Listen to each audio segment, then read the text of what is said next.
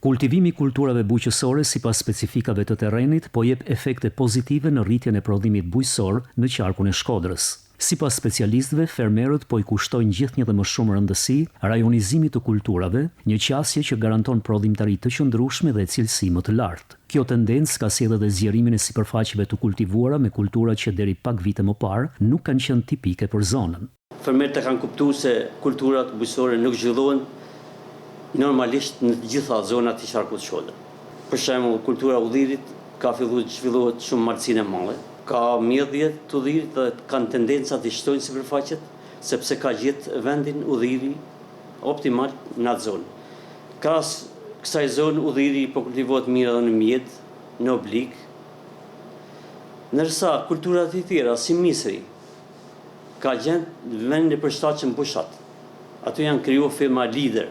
Sipas ekspertëve, përqendrimi I prodhimit sipas zonave specifike po ndikon drejt për drejt edhe në përmirësimin e teknologjisë, si dhe në specializimin e fermerëve.